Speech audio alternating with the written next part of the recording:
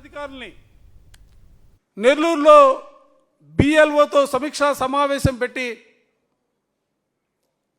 ఆ సమావేశంలో సాక్షాత్తు మంత్రి నారాయణ గారు పాల్గొంటారు.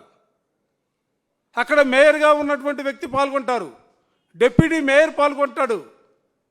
కమిషనర్ నేతృత్వంలో ఒక నియోజకవర్గానికి ఈఆర్ఓగా ఉన్నటువంటి మున్సిపల్ కమిషనర్ నేతృత్వంలో బిఎల్ఏలో సమావేశం పెట్టి తెలుగుదేశం నాయకుల్ని ఆ సమావేశంలో మీరు మాట్లాడించే కార్యక్రమాన్ని తీసుకొని మీరు తెలుగుదేశానికి అనుకూలంగా పనిచేయమని చెప్పే కార్యక్రమాలని తీసుకుంటే నిజంగా ఎవరికి చెప్పాలి? సాక్షాత్తు ఈఆర్ఓనే. ఎన్నికల కమిషన్ కలిసి కంప్లైంట్ ఇచ్చాం. 22వ తారీఖున, పోయిన నెల 22వ తారీఖున సమావేశం నిర్వహిస్తే 23వ తారీఖున ఎన్నికల కమిషన్ గారి దగ్గరికి వెళ్ళి సాక్ష్యాధారాలతో సహా ఫోటోలు, వీడియోలు తీసుకువెళ్ళి ఎన్నికల కమిషనర్ గారిని కలిసి రాష్ట్రంలో ఈ విధమైనటువంటి పరిస్థితులు కొనసాగుతూ ఉన్నాయి, ప్రజాస్వామ్యం మంట కలుపుతూ ఉన్నారు, ప్రజాస్వామ్య విలువలకి తిలోదకాలు ఇచ్చారు, వాళ్ళకి చట్టాలు వర్తించవు, ప్రభుత్వ అధికారులు తెలుగుదేశానికి పూర్తి స్థాయిలో సహకరించే విధంగా వైఎస్ఆర్ కాంగ్రెస్ పార్టీని ఇబ్బంది పెట్టే విధంగా కార్యక్రమాలు జరుగుతూ ఉన్నాయి, చర్యలు తీసుకోమంటే ఇవాళ వరకు చర్యలు తీసుకున్నటువంటి పరిస్థితిలే. మరలా తర్వాత ఒకరోజు గ్యాప్తో టీడీపీ బిఏలతో మంత్రి గారు టెలికాన్ఫరెన్స్లో మాట్లాడుతూ ఉంటే ఆ టెలికాన్ఫరెన్స్లో కమిషనర్ కూడా లైన్లో వెళ్ళి కమిషనర్ గారు చెప్తా ఉన్నారు, మీరు యాప్ను వాడుకోండి, మై టీడీపీ యాప్ వాడుకోండి, దానివల్ల ఉపయోగాలు ఉన్నాయని చెప్పి వాళ్ళకి సలహాలు ఇస్తున్నటువంటి పరిస్థితులు. మున్సిపల్ కమిషనర్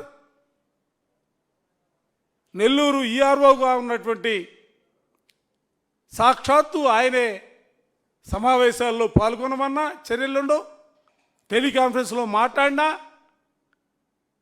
చర్యలు ఉన్నటువంటి పరిస్థితులు కనిపిస్తూ ఉన్నాయి. ఇవన్నీ కూడా దేనికి సంకేతం?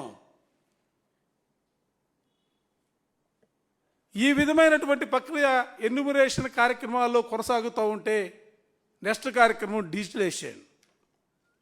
డిజిటలైజేషన్ సంబంధించి కూడా ఇప్పటికీ 21 రోజులు అయిపోయింది, ఇంకా 9 రోజులు ఉంది.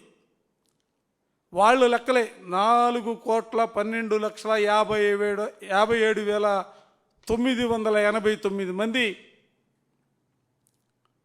ఎన్యూమరేషన్ ఫారాలు ఇస్తే అందులో 2,46,384 మంది ఇచ్చినటువంటి ఫారాలని డిజిటలైజేషన్ చేశామని చెప్పి వాళ్ళు చెబుతున్నటువంటి లెక్కలు ఈ లెక్కలు. అంటే సుమారుగా 48.86%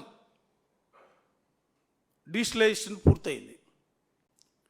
అంటే 21 రోజుల్లో 48.86% డిజిటలైజేషన్ చేస్తే 9 రోజులకి, మిగతా 9 రోజులే ఉంది ఈ ప్రక్రియకి. అంటే 9 రోజుల్లో 52%, సుమారుగా 52% డిజిటలైజేషన్ చేయటం అనేది అసలు సాధ్యమేనా?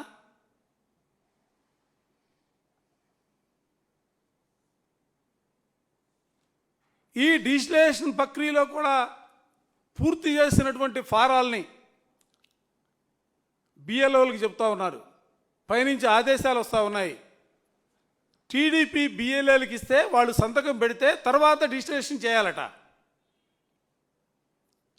ఈ ఫారాలు ఎక్కడికి వెళ్తూ ఉన్నాయి?